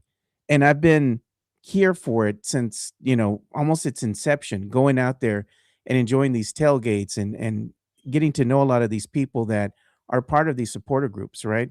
Everything from the Crocketeers to the FTC, the San Antonio to the Alliance 210. I've seen a lot of things happen out there, and they're still here and they're still doing their thing. I look forward to going out there and hanging out with them, drinking beers, talking with the gente, and going out there and supporting this great group of guys, man. The season is just starting, and I'm going to speak for Yeah. Chica on this. We're going to go to one match. Got We're to, going to man. go to one match. At sometime this year, between now and when they wrap up in October, we'll go to one match. Lots of names on here that I don't recognize or haven't seen very often. Far West Texas saying Joe the Pod God. I like it. Plethora Piñatas, my favorite handle of the day. Yeah. Says, not sure who the worst NBA announcer is, Reggie Miller or Richard Jefferson. Horrible. Rather just mute the TV. I'd rather watch Reggie Miller because I just fondness because I grew up with him. Reggie Miller's always been a douche, even though he played for the Spurs. But I've enjoyed that. PF210 says that he stayed off the carbs and lost 150 pounds. That's pretty badass, dude. Congratulations You know on what? that. I just want to lose 20 more. 20 more, Joe. You're good. And I might be wearing my Spurs jersey without a shirt underneath, man. There you go. Look at Mexican Junior. He says, one thing we forgot to do is take a group photo at the Hard Rock. Need to do that at the next one. Oh, my God, Mike. I don't even know we've been able to fit everybody in that photo, quite honestly. There was a lot of people there. Now, we got a good photo from Mario and Imelda Cavazos that showed the number of people that were there from a good angle. And you know what? I'm going to send that to the media share right now because it was a really good photo showing like how far everybody was, how many people we had there. Oh, let me see if I have that here. It was a lot, man. It would have been hard to get everybody in one photo. There was so many people. I was really pleased with the turnout, and so were the people from the Hard Rock. The manager was pleased with the turnout, the event, and how well it just seemed to go ahead and flow. Everybody was paid for their meals. Nobody dipped out on their tickets. We brought in revenue to them. Things like this do happen on occasion, though, when you have big events. Go to the media like share that. when you get a chance, by the way. Yeah. No, you're right, man. Normally there's somebody who acts a fool. There's a fight or whatever. By the way, was that guy at the Spurs game yesterday a fake pit bull, or was that actual pit bull in the stands yesterday? Because, did you see that guy? Yeah. End of the game during the drums. No, but I sent you a photo that was sent to us by Mario and Imelda Cavazos, which shows the number of people that were there. And that's not even showing the bar area because the bar area extended backwards, right? But we had about, I'd guesstimate 50 to 60 people out there. Yeah. It was very, very cool, man. The next event's going to be in April for the NFL draft. That's going to be odd because it's on a Thursday night, or it's going to be on a Thursday night. So we're going to have to figure that one out, but we'll make it happen. Cowboys drafting at 12 and 20. I think the Texans are at like 26, if I'm not mistaken. Yeah. Very, very cool. Hey, thank you to all the new subscribers. And to the new subscribers, get into the habit of hitting the like button. That helps us out as well. Thank you to PF Chang's La Cantera and Hard Rock Cafe San Antonio. Thank you for sharing this. Again, Joe, thank you for your help in all of this because, again, we're back on Facebook. We're back on Twitter. Now we're on Twitch. Now we're on Kick. Yeah. So many different ways to watch us. Maybe one day we'll be back on Spotify. That'd be amazing because, as someone mentioned on here saying, we're going after In the Building. We love Mike Taylor and Rudy J. They're our friends, right? But we go toe-to-toe with anybody there. When we say we're the best sports program in San Antonio, again, there's no local radio at 10 o'clock in San Antonio. Ticket 760 San Antonio Sports Star go to national programming. When we say that we're the best one, we're not doing that as a diss to In the Building. They do a fantastic job. Yeah. We know that we go toe-to-toe with anybody. We know we go toe-to-toe with anybody. We're not saying that we're better than everybody necessarily. We're better than most, but when it comes to the In the Building guys, we respect those guys so much to say that we're on the same level as them. We do a fantastic job. They do a fantastic job as well. They sent us this in the media share. Somebody created this for us. Appreciate Love it. y'all. Love Oh it. yeah, Wemby Love Monday. That's a pretty good graphic, dude. They came up with it quick. Like it. Love it. Sorry. I'm trying to read some of these comments. Mr. 305 on Los Squirts. That's what Chris what I was going to say to that Pitbull lookalike over there. Marco God. Voss asking if a waist 34 is my goal. Chica, what's my waist goal? Man, she agreed. Good God. If I was a 34 waist, if I was a 30, you want a different man. Just tell everybody you don't want me. 34 waist? Are you out of your mind? God. I have gone down a couple of waist sizes or a couple of inches in the waist, right? It's all panza that went away, but if I gain weight, it's all feet. That's the line that I'm going to use. No, but like I said, I want to lose 15 more. Like, I get 15 more. I'm like 4 pounds away from the lowest I would have been in like 10 years, right? Yeah. But 15 pounds, you'd be coming up on college, Michael, at that point. Jeez. Mhm. College Miguelito. She doesn't think I could have rolled up on her when I was in college. Oh She God. doesn't think I have the game.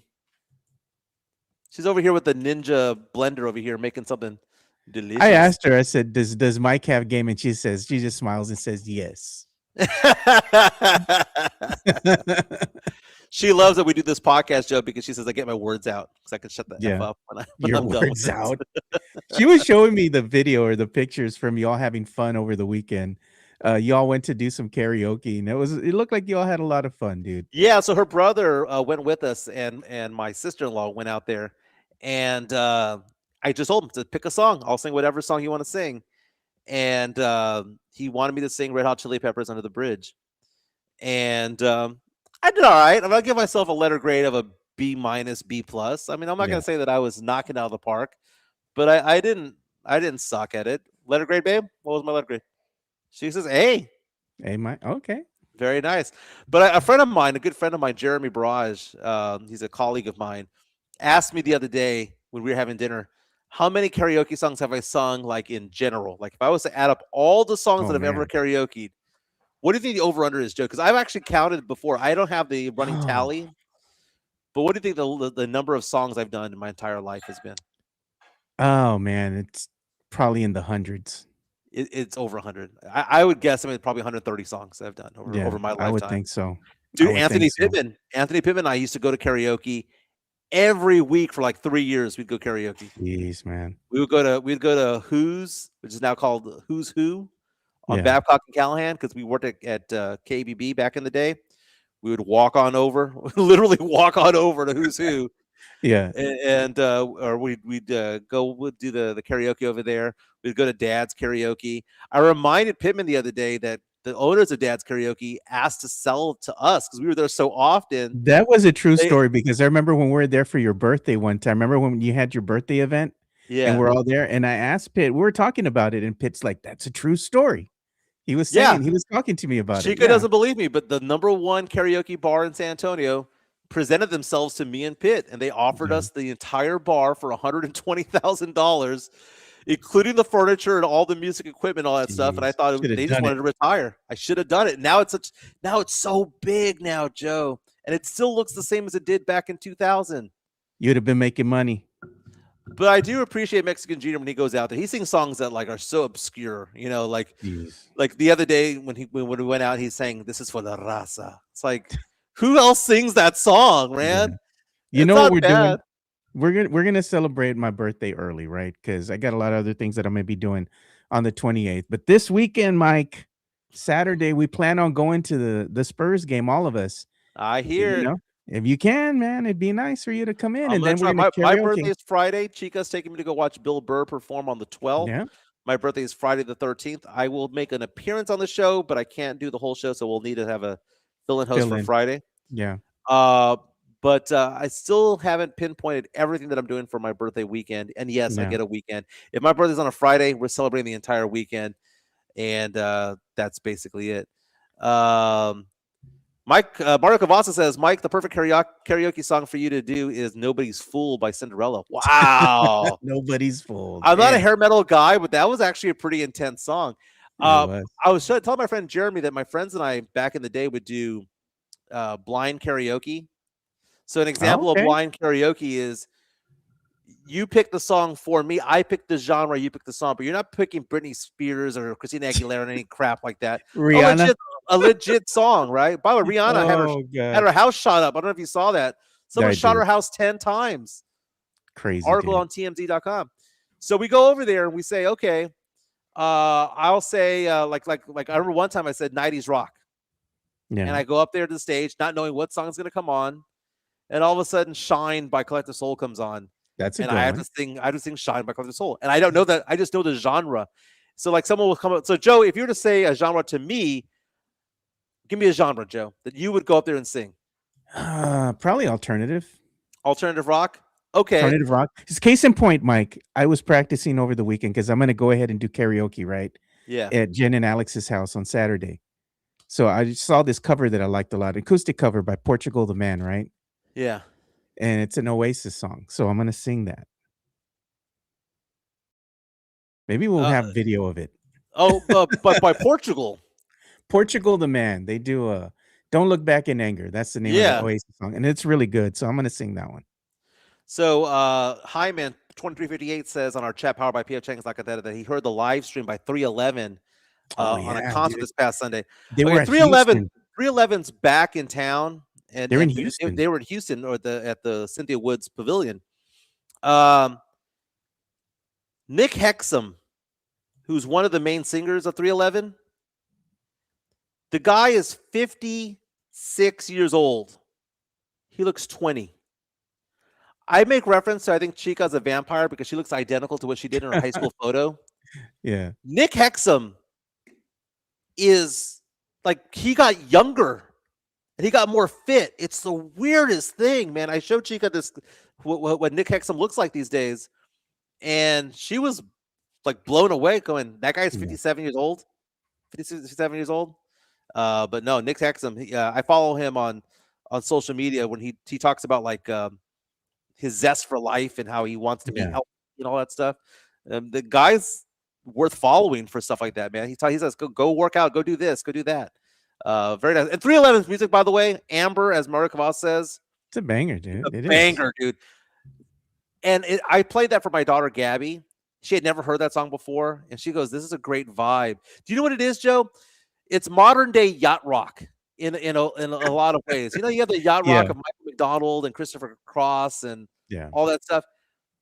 311, you feel like you want to be on a boat just listening to music and drinking.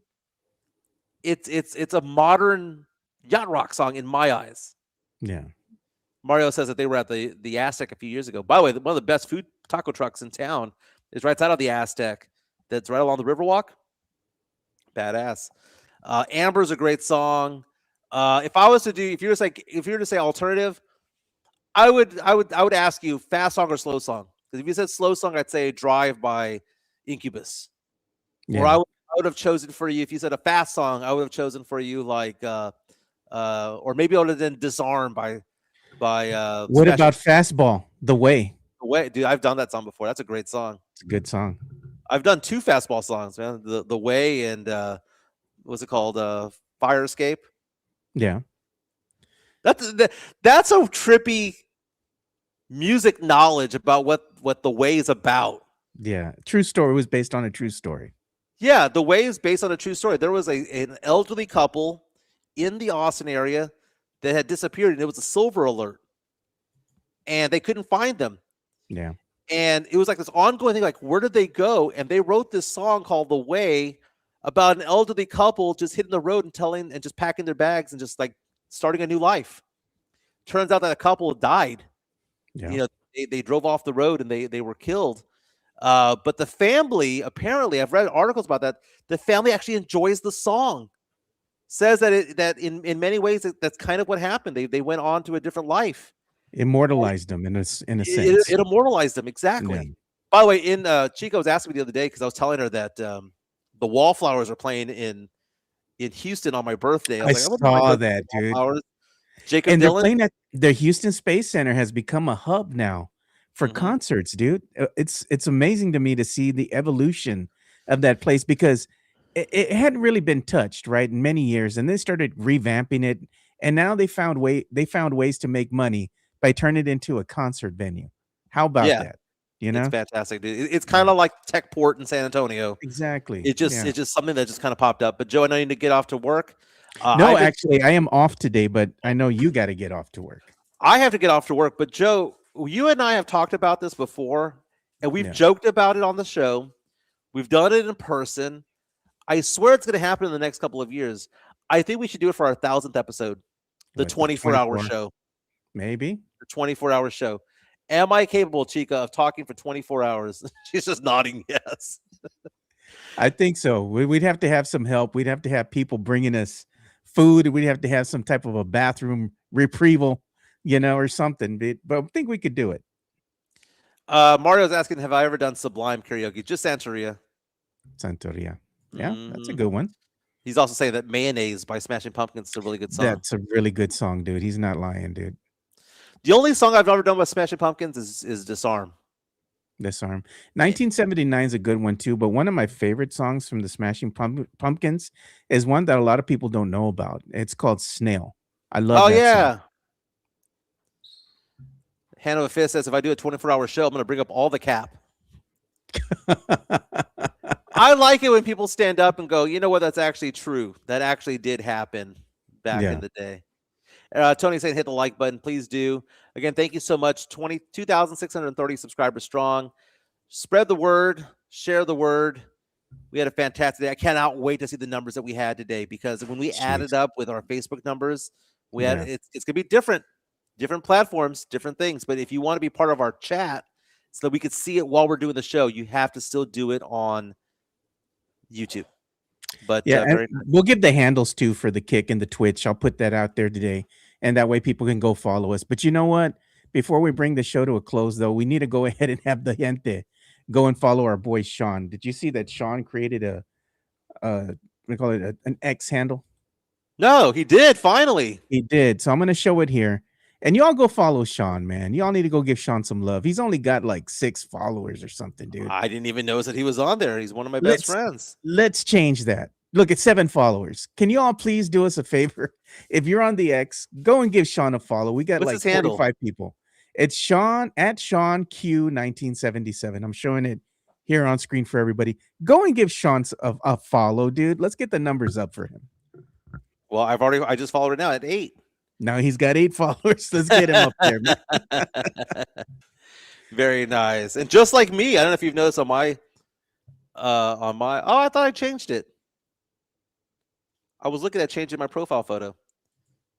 Yeah, I'm gonna change my profile photo to one of me and Chica. That's what we're doing. I'm There gonna you make go. that happen today. Okay, you can follow me at MJ Acquired Taste.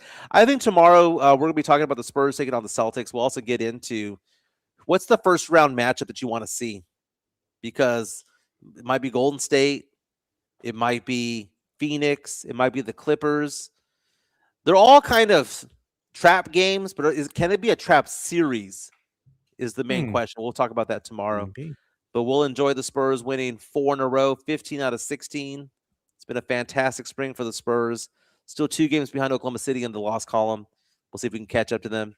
Everyone follow Sean Quintero. Thank you so much to PF Chang's La Cantera for sponsoring today's show. Hard Rock Cafe San Antonio as well. And then again, if you want to reach out to me, 210-508-0369. Get some financial stuff with me, man. Do these investments, do the insurance. I won't do you wrong. Love doing what I do. Been doing it for 20 years. 210-508-0369. Everyone have a fantastic day, and we will be back tomorrow. This is the Area 210 podcast. And Joe, thank you for all your efforts over the weekend, getting all the designs and graphics up, man. Amazing. And the stickers and the coasters and all that stuff, man. Very, very cool, man. We'll see you boys tomorrow. Y'all be safe Yeah. out there. We're out. Peace.